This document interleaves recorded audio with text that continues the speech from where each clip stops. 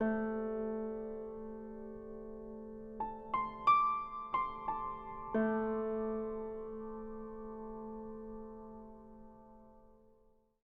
welcome to all of you.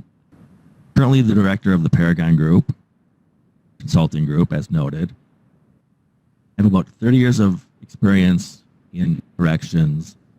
The bulk of my career, I supervised an adult caseload of high-risk clients.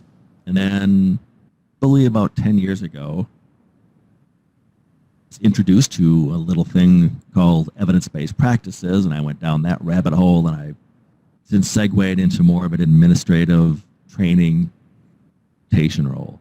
So when you heard all those things rattled off, again, those sort of traditional evidence-based practices, I say that not so much in the context of building myself up, but as you'll see later on in the presentation, some of the desistance theories kind of challenge those traditional evidence-based practices. So again, I frame it in the context of, hey, I'm a true believer. I train motivational interviewing. I facilitate a variety of cognitive behavioral interventions. MHS, who produces the level of service case management inventory, I'm one of their master trainers. So I live and breathe the risk needs responsivity model. And I don't know, maybe 7 or 8 years ago, I was involved in the construction of a practice model of supervision, and I stumbled across this term desistance. It led us all here today. So without any further ado, one of the reasons that I formed the Paragon Group was I realized working with a caseload of justice-involved individuals was that I might have a probationer or a parolee who I would be supervising, and then the next day he would go meet his chemical dependency counselor. And then the next day he might go see a psychologist or an arms worker or a social worker. So there were all of these various tentacles of the system, if you will. But guess what? None of us were talking to each other. We were just passing Bob along, all thinking we're these progressive experts doing our jam. But there was zero communication. So I've since come to realize, and again, this is kind of why I formed the Paragon Group, was to bring all of you all types of folks together so that we can more holistically treat the populations that we serve. You know, imagine going to see your medical doctor and you get referred to a specialist, but your chart doesn't follow along, and then that specialist passes you on to a physical therapist, but they don't talk to each other and your chart doesn't pass along. That's kind of what it's like for justice-involved individuals who, again, draw upon the services of other professionals such as yourself. So that's kind of my mantra with the Paragon Group, is to bring all these groups together, which really applies towards desistance, because it is a much more, as you're about to discover, holistic way or all-encompassing way of dealing with justice-involved individuals, some of which, again, fall into these other arenas. So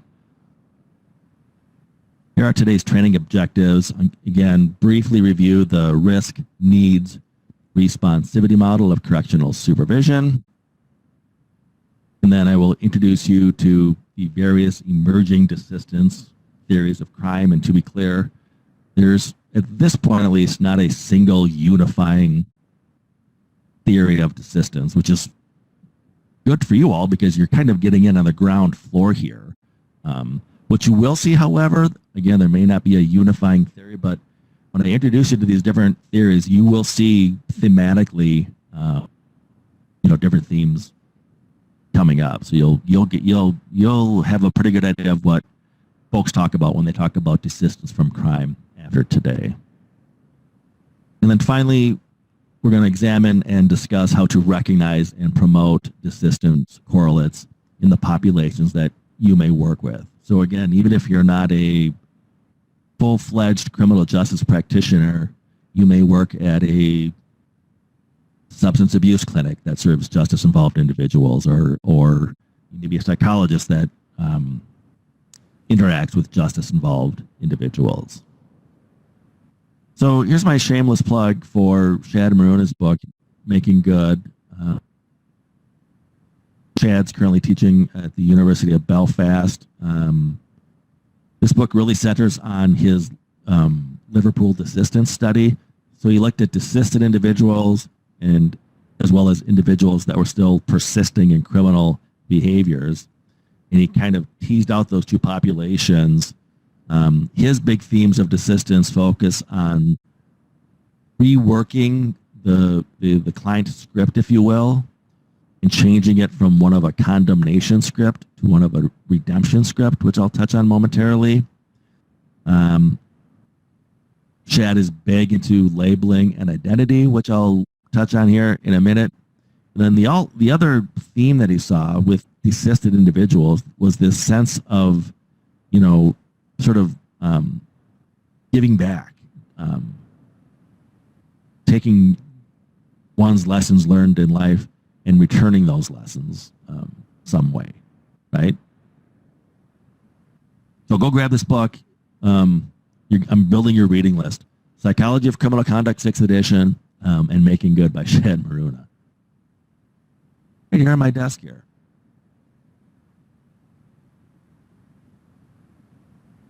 So let's take a look at these variables driving desistance.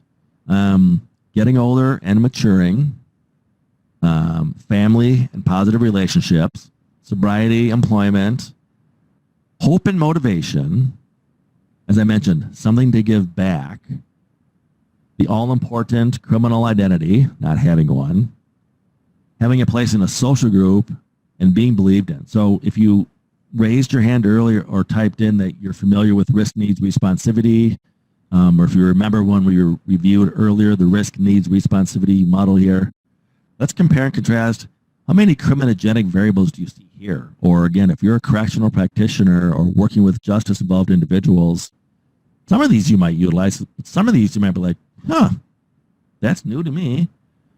For example, getting older and maturing, age does not appear once on the level of service case management inventory as a risk variable. Hope and motivation, I would be hard-pressed to find a probation or parole officer that list as a agreed-upon goal enhancing hope and motivation. Try not to sound too cynical. Something to give back, that doesn't come out of the R&R camp. Not having a criminal identity, again, I don't see that in a lot of correctional case plans.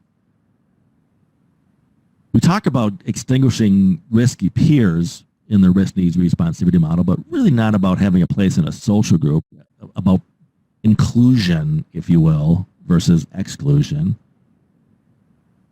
And then again, being believed in. So yeah, some of these are criminogenic, family, sobriety, employment, but a lot of these variables we don't really practice and or are not aware of. We're not familiar with desistance theory.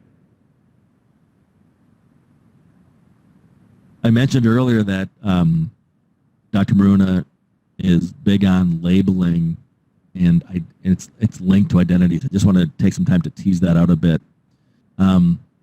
He contends that most ex-inmates will not cite a criminogenic need as their biggest barrier to reintegration. Rather, they will cite prison itself. He contends that prison itself is criminogenic, which, as I'll show you, really is anchored in labeling theory. So I'm looking at the clock. So for the face of time, I'm not going to read these to you, but I'm just showing you these all of the next few slides to give you an idea of the depth and the breadth of labeling research. Suffice to say, there is an abundance of research around labeling. And what you see here is, even if it's as simple as an adjudication or a conviction, just slapping that conviction label on somebody, that's linked to higher recidivism. I often tell people that who work with juvenile populations, the most certain way to get a juvenile client propelled into the adult system, it wouldn't be, get them hooked on drugs, get them into a gang, tell their parents to get a divorce. No, the most assured way to get a juvenile client into the adult system is to incarcerate them. Because again, incarceration is criminogenic, which is what all these studies bear out here and labeling. And again, I could go on and on and on and on here, but I think I'm getting my point across here. So there's a huge body of evidence that prison works, just not the way we want it to work, right? It works in labeling people and making them more dangerous.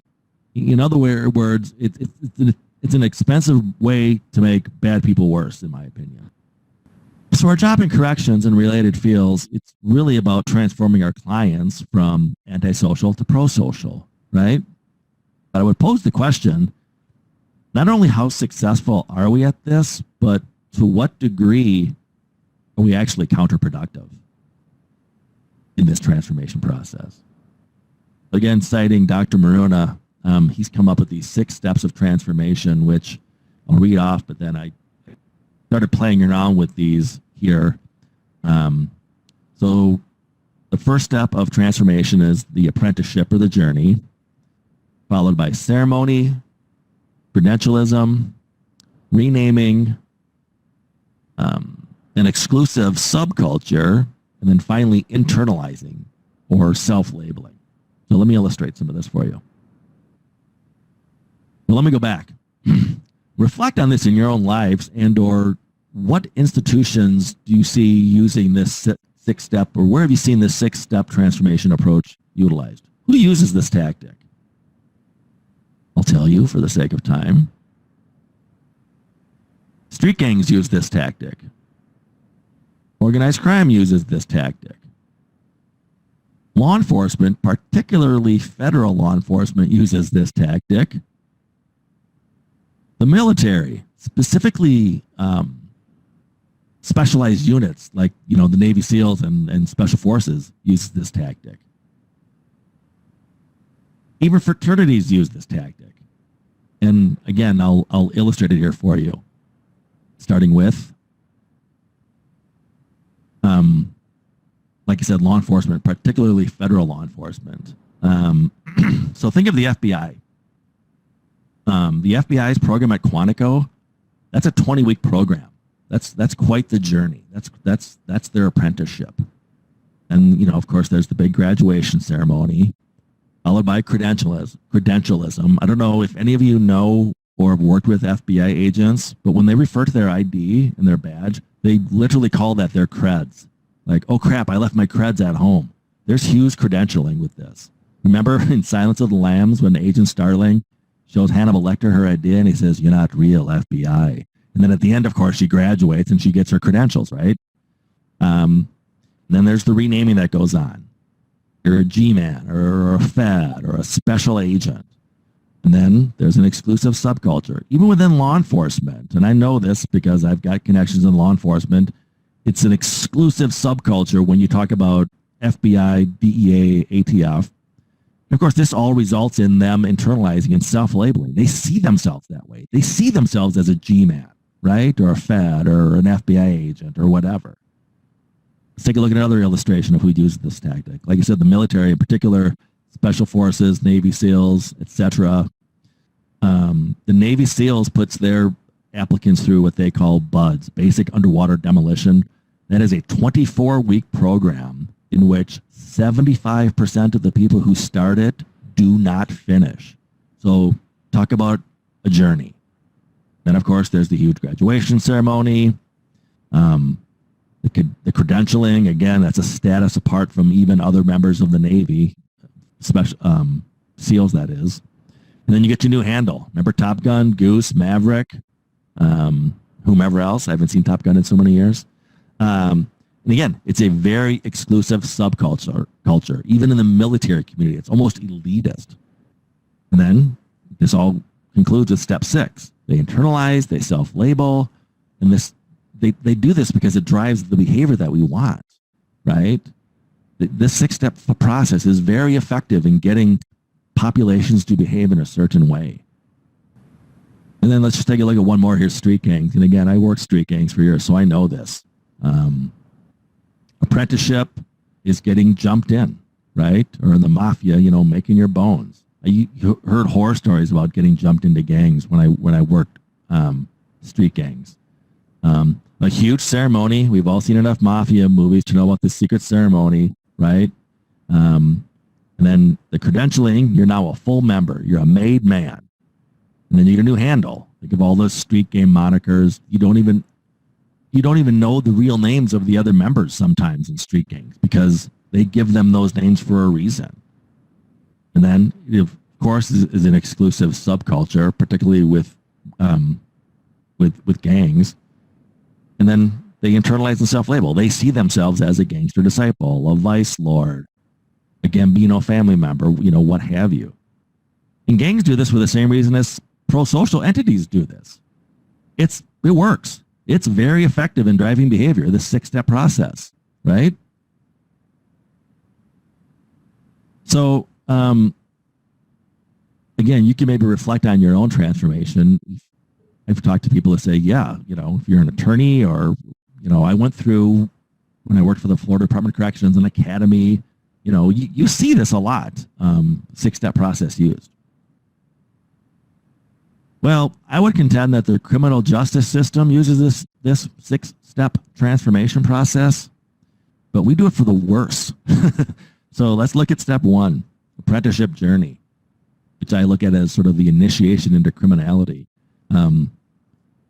Juvenile delinquents don't commit crimes solo. It's a social endeavor, right? They prove themselves on this journey by committing their crimes. That's step 1, right? They're dipping their toe into juvenile delinquency.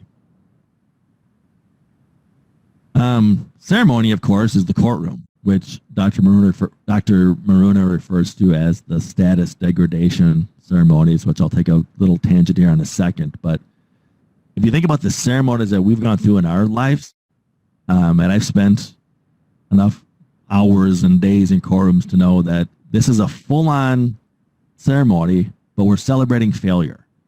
Whether it's a sentencing or a probation violation, we're celebrating that individual's failure. It's a status degradation ceremony. So like I said, I'm just going to take a quick tangent here to tease out what I mean by degradation ceremonies. For someone who's a justice-involved individual, their first arrest, fingerprinting, mugshot, all the ceremony around that. Their first condition, their first court appearance. I'm thinking of the scene in Goodfellas where young Henry Hill gets greeted with applause at the bottom of the courthouse stairs after his first conviction. He's congratulated for this. And again, the ceremony of criminal sentencing. For those of you who have been in criminal courts, think of all the pomp and circumstance. Everybody has to rise and be quiet and, all the decorum. Well, the client is seeing this, but again, it's a celebration of their failure. It's not a marriage ceremony or a confirmation or a first communion or you got your driver's license. It's not a celebratory ceremony. The degradation ceremony. And I could go on and on. First jail sentence, going through intake, going through the facility's orientation process. First time juveniles go to out-of-home placement, or the first probation revocation as an adult, going through prison intake and classification. These are all ceremonies, but again, they're degradation ceremonies.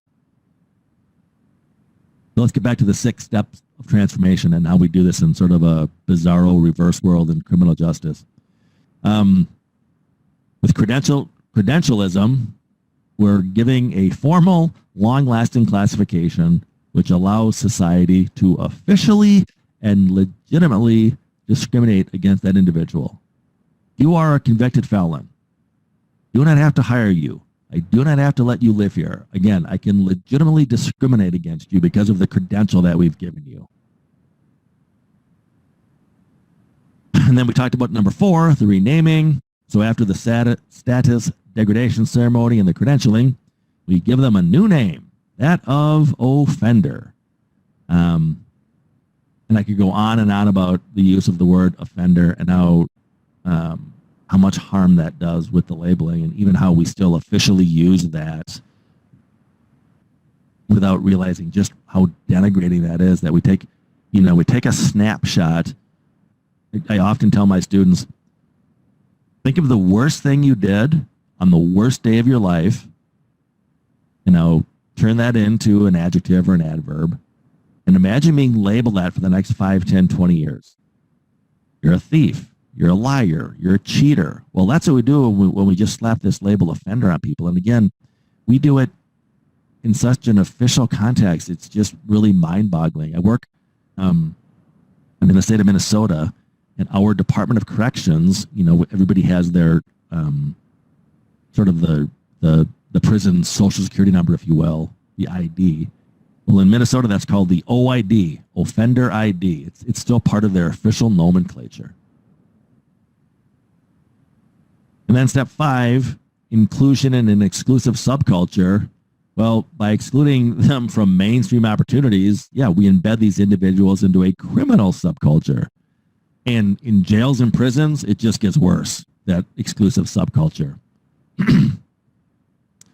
And finally, the last step, we know this works. We know it's effective. They internalize, they self-label, and now you're going from somebody who stole a car to a car thief. Going from a person who's addicted to drugs to an addict. And it really instills this sense of hopelessness, which when I talk about desistance correlates later, and you saw it with Shad's correlates earlier, inspiring hope actually promotes desistance. This self-labeling is actually instilling hopelessness and just an accepting of one's fate. So how could we use this same 6-step transformation process, not for the worse, but for the better? Let's take a look. How could we reform and reshape step 1, apprenticeship journey? What are some positive rites of passage that we could ask, our clients, right? How can they earn redemption, if you will? Well, in the state of California, they've established fire camps where they allow California prison inmates to get out of prison, almost like at a work release type status, and they go through the same basic training that volunteer firefighters go through, and then they release them to fight California fires. So you have to ask yourself, where's the more value added? Sitting in a prison cell for 6 months or fighting fires for 6 months? If that, if we're trying to think how we could flip around and do this positive apprenticeship or this positive journey, the journey and apprenticeship in a positive way. Easy for me to say. What about step 2, ceremony? How could we flip that on its head? What would a ritual of redemption look like, or sort of a delabeling ceremony? In France, they have what's called a judicial rehabilitation ceremony, where they deem someone to be rehabilitated. And they actually do this, to their credit, in the very same courtroom that the sentencing takes place. We don't really have that here. When I was a probation officer, the closest we came to this ceremony was I would mail a letter to their last known address saying, "Congratulations, your term of supervision has officially expired. Good luck in your future endeavors." I mean, that was the extent of it, sadly. What about step 3, credentialism? How do we erase a criminal credential, right? Yes, we have expungements, and again, when I was a probation officer, sometimes before the criminal sentencings and probation violations began, they do the rare expungement first. But could we develop sort of a certificate of good conduct? We don't really do that. We don't really have anything for that. Step 4, renaming. Do we even have a word for someone who's no longer a quote offender? I was hard pressed to come up with something here. The best I could come up with was, ex-con. Oh, you're an ex-con. Imagine that your neighbor's house goes up for sale, and the rumors circulating through that the person who bought it is a justice-involved individual. But then you find out, oh, you're an ex-con. Oh, what a relief. That carries no weight. And I'm obviously being sarcastic to make my point, but we don't really have a word here for it. Thank you, Sarah. Returning citizen. That's the Virginia Department of Corrections. That's fantastic. I'm going to steal that from you and add it to my PowerPoint. But that's to my point. We need to come up with more nomenclature to reflect that. We really don't do that. So kudos to you for sharing that, returning citizen. If you haven't picked up on it, Sarah and everybody else, that's why, I despise that word offender, so I say justice-involved individual, and I'm trying to get folks to spread that as well, because again, the words, the nomenclature really matters here.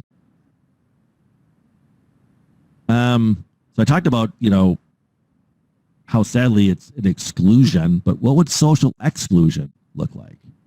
I talked about Sampson and Loeb from Harvard. They refer to a steady job and the love of a good woman. Sort of moving out of that pack and into a family really is a good predictor of criminality here. But I would contend we need to leverage that more than we do under the current risk needs responsivity model. And just as a society, be more accepting, which I'll include as part of my wrap up here. And then finally, we know it works. If we did all that, would it result in a desisted, pro-social individual? Back to Danny Trejo here, right? It all culminates in that identity transformation. We need to do more than just telling your clients, stop thinking like this, stop thinking like that. It's not just the cognitive transformation. It's got to be that identity transformation. I just looked at the clock, and I'm going to kind of pick up my own pace here. I mentioned redemption scripts and condemnation scripts earlier. This comes from the Liverpool Desistance study that Shad Maruna did. And again, it's really sort of the tape recorder and how desisted versus persisting clients look at themselves. So what does a condemnation script sound like? There's no way I'm ever getting off heroin. These people just sort of accept their fate in life. What Dr. Maruna found was that for individuals that were still persisting in crime, they almost believed that they were just sort of doomed to deviance. And that, there was almost a sense of freedom that came from not having to worry about anything anymore. Sort of like that phenomenon with people that have accepted like they're going to commit suicide. At the end, it's almost freeing. The other theme he found was that they always placed an emphasis on the sort of the big score, right? Sadly, he found in his study a surprising number of them, their life's objective was to win the lottery. What does that say about a sense of hopelessness? But that's what a condemnation script sounds like. Flipping that around, a redemption script might look something like this. And again, the Liverpool Desistance study found that desisters almost had a tragic optimism that something uniquely good or redeeming would come from their criminal past. It wasn't like, this is not the new me, this is the real me. I've always had a good heart or a good head on my shoulders. And it was more not about denying their past, but saying, I had to go through that journey to get where I'm at now, right? So how can one promote desistance with the populations you work with? Focus on strong and meaningful relationships. And I think we don't place as great an emphasis on relationships in the risk needs responsivity model. I know we talk about a strong building alliance, but not just relationships between, the PO, the practitioner, and the client, but those other relationships that they have in their lives, right? If you're a practitioner working with a justice-involved individual, I would ask yourself, hey, how does my caseload view me? That's a huge, huge promoter of desistance. Give strong, optimistic messages. I've talked about labeling and offender. As I noted, focus on strengths and not simply your risk. Because again, you're really only dealing with half of the equation. Recognize and mark achievements towards desistance. Don't just recognize, well, you've gone 6 months sober. Or I'm sorry, you've gone 6 months without a positive drug test, but hey, you've gone a year sober. Or not just harping on get a job, but hey, you've gone 2 years with gainful employment. Celebrate these things. And again, think of those degradation ceremonies and the fact that we don't do enough positive ceremonies. When we talk about making practical assistance the priority, again, don't focus so much on those highly correlated criminogenic variables as foundational things like housing, transportation. You can't build a house on sand. And I think, again, some of the hardcore R&R folks overlook this. Work with parents and family. And recall when early in my career, a colleague of mine their client got a ride to the office from whether it was a spouse or parent, and he would just make them wait in the waiting room. Like, well, this has nothing to do with them. This is between me and my client. And in hindsight, I'm thinking how counterproductive that was. Include those individuals and utilize them as assets. Work with and support communities. Again, when you look at housing restrictions, employment restrictions, and all the hurdles that we put in place, which actually work against reintegration, we tell people to pull them up by their bootstraps, but then we nail their bootstraps to the ground. So just to recap, these are Dr. Maruna's tips for promoting desistance.